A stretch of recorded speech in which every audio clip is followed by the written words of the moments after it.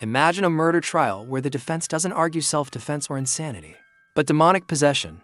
In 1981, a young man named Arne Cheyenne Johnson stood before a judge and claimed, quite literally, that the devil made him do it. This case would become one of the most shocking and sensational legal battles in American history. But was it a genuine encounter with a supernatural evil, or a desperate, twisted attempt to escape justice? This is the parallel truth of the demon murder trial. Our story begins in the seemingly quiet town of Brookfield, Connecticut, with the Glatzel family. In the summer of 1980, their lives were thrown into chaos when their 11-year-old son, David, began to change. It started with terrifying visions.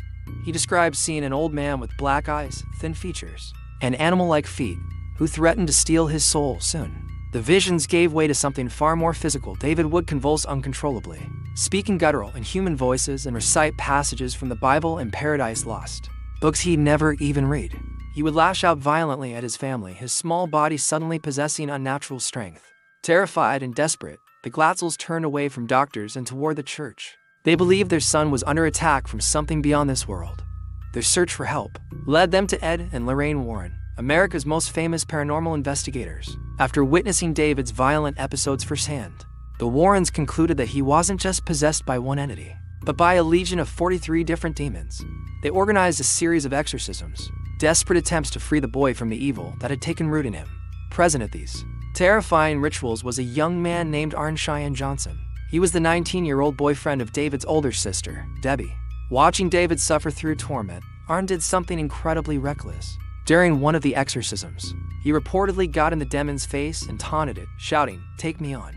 Leave the little kid alone. Take me instead," according to Arne's later testimony. That's exactly what happened. He claimed he saw the demonic entity leave David's body and enter his own. In the weeks that followed, Arne began to act strangely. He would fall into trances, growl, and experience hallucinations, just like David had. But he had no memory of these episodes afterward. This dark saga reached its violent climax on February 16, 1981. Arne and his girlfriend Debbie were spending the day with his landlord, Alan Bono. An argument broke out, fueled by alcohol. It quickly escalated into a physical confrontation.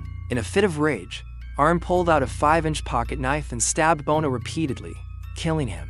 It was the first homicide in the history of Brookfield, Connecticut. When the police arrived, they found Arne wandering near the scene in a daze. At his trial, Arne's lawyer, Martin Manella, made legal history.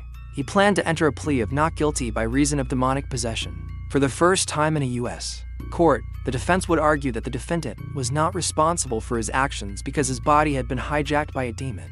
The Warrens were prepared to testify, to tell the jury that Arne was not in control on the night of the murder. But the judge, Robert Callahan, refused to allow it. He declared that such a defense was unprovable, had no place in a court of law. Science and objective fact, he said, were the only things that mattered. With his supernatural defense thrown out, Arne Johnson was convicted of first-degree manslaughter and sentenced to 10 to 20 years in prison, of which he served 5. This is the possession narrative, the story that inspired books and blockbuster movies. But there is another, parallel truth, a version of events grounded not in the supernatural, but in the complexities of the human mind and the darkness of human nature. Skeptics point to a much simpler, and perhaps more tragic, explanation. They argue that David Glatzel was not possessed by demons, but was a troubled child suffering from a serious, undiagnosed mental health disorder. His violent outburst, his visions, his strange behavior all could be explained by psychiatric symptoms. The family, deeply religious and lacking mental health resources, interpreted his illness through the lens of their faith. In this version, the Warrens are not heroic demonologists, but opportunistic showmen. Critics, including some members of the Glatzel family itself, have accused the Warrens of exploiting a family crisis for fame and fortune.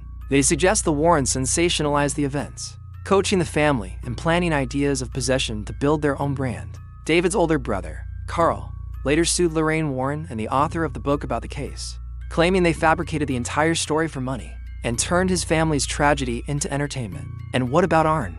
The skeptical view is that his actions had nothing to do with the demon.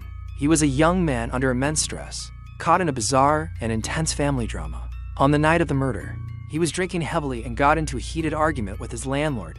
The murder, they contend, wasn't an act of possession, but a tragically common explosion of jealousy, anger, and alcohol-fueled violence. The demonic possession story was simply a convenient, if outlandish, excuse cooked up after the fact to avoid a murder conviction. So, we are left with two parallel truths to starkly different realities. In one, Arne Cheyenne Johnson was a victim, a man who bravely offered himself up to save a child, only to be overtaken by a malevolent force beyond his control. In the other, he was a killer who, along with others, spun a supernatural tale to escape responsibility for a brutal act of violence. The demon murder trial remains infamous as the case where the devil himself was put on trial. But was it really a battle against a demonic entity? Or just a chilling look at the darkest side of human nature? Which truth do you believe? Let us know in the comments. And don't forget to subscribe for more deep dives into parallel truths.